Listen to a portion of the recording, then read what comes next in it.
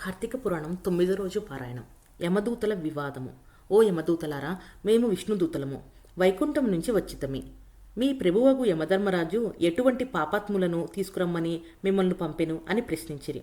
అందుకు జవాబుగా యమదూతలు, విష్ణుదూతలారా, మానవుడు చేయు పాప పుణ్యాదులను సూర్యుడు, చంద్రుడు, భూదేవి, ఆకాశము, ధనుంజాది వాయువులు, రాత్రింబవళ్ళు, సంధ్యాకాలము సాక్షులుగా ఉండి ప్రతి దినము మా ప్రభువు కడకు వచ్చి విన్నవించుదురు. మా ప్రభువు వారి కార్యకలాపాలను చిత్రగుప్తునిచే చూపించి ఆ మనుజని అవసాన కాలమున మమ్ము పంపి వారిని రప్పించెదరు. పాపులు ఎటువంటి వారో వినుడు.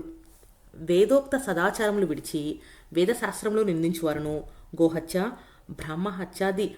బ్రహ్మహత్యాది మహాపాపములు చేసిన వారు, పరస్త్రీలను కామించిన వారును, పరాన్నభక్షులు, తల్లిదండ్రులను, గురువులను, బంధువులను, కులవృత్తిని తిట్టి హింసించువారును, జీవహింస చేయువారును, దొంగ పద్దులతో వడ్డీలు పెంచి ప్రజలను పీడించువారును, జారత్వం చొరత్వంచే భ్రష్టులగువారును, ఇతరుల ఆస్తిని స్వాహా చేయువారును, శిశుహత్య చేయువారును, శరణన్న వారిని కూడా వదలకుండా బాధించువారును, చేసిన మేలు మరచిన కృతయుగ్నులను, పెళ్లిళ్ళు శుభకార్యములు జరగనివ్వక అడ్డు తగిలేవారిని పాపాత్ములు అంటారు.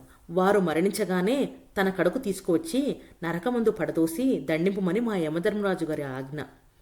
అది అటులుండగా ఈ అజామిలుడు బ్రాహ్మణుడై పుట్టి దురాచారాలకు లోనై కులభ్రష్టుడై జీవహింసలు చేసి కామాంధుడై వావి వరసలు లేక సంచరించిన పాపాత్ముడు. వీనిని విష్ణులోకమునకు ఎట్లు తీసుకుని పోదురు అని అడుగగా విష్ణుదూతలు, ఓ యమకింకురులారా, మీరెంత అవివేకులు, మీకు ధర్మసూక్ష్మములు తెలియవు. ధర్మసూక్ష్మములెట్టివో చెప్పెదను వినుడు. సజ్జనులతో సహవాసము చేయువారును, జపదాన ధర్మములు చేయువారును, అన్నదానము, కన్యాదానము, గోదానము, సాలగ్రామదానము చేయువారును, అనాథ ప్రేత సంస్కారములు చేయువారును, తులసి వనమును పెంచువారును, తటాకములు త్రవ్వించువారును, శివకేశవులు పూజించువారును, సదా హరినామస్మరణ చేయువారును, మరణకాలమందు నారాయణ అని శ్రీహరిని గాని, శివ అని కాని, శివుని కాని స్మరించువారును, తెలిసి గాని తెలియక గాని మరే రూపమున గాని హరినామస్మరణ చేసిన వాడిని చెవిన పడిన వారును పుణ్యాత్ములు అంటారు. కాబట్టి అజామిలుడు ఎంత పాపాత్ముడైనను మరణకాలమున నారాయణ అని స్మరించుచు చనిపోయిను. కాన మేము వైకుంఠమునకు తీసుకొని పోవుదుము అని పలికెరు. అజామిలుడు విష్ణుదూతల యమదూతల సంభాషణను ఆలకించి ఆశ్చర్యం ఉంది.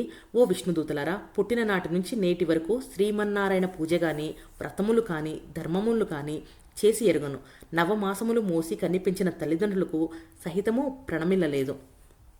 వర్ణాశ్రమములు విడిచి కులభ్రష్టున్నై నీచుకుల కాంతలతో సంసారము చేసి తిని నా కుమారుని అందున్న ప్రేమచే నారాయణ అనేంత మాత్రమున నన్ను ఘోర నరకబాధల నుండి రక్షించి వైకుంఠమునకు తీసుకొని పోచున్నారు.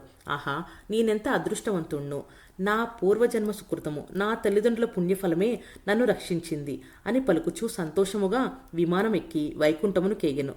కావున ఓ జనక చక్రవర్తి, తెలిసిన గాని తెలియక గాని నిప్పును ముట్టిన నెట్ల బొబ్బలెక్కి బాధ కలిగించునో అటులనే శ్రీహరిని స్మరించిన ఎడల సకల పాపములు నశించి మోక్షము నొందెదరు. ఇది ముమ్మాటికి నిజము. 9వ రోజు పారాయణం సమాప్తం.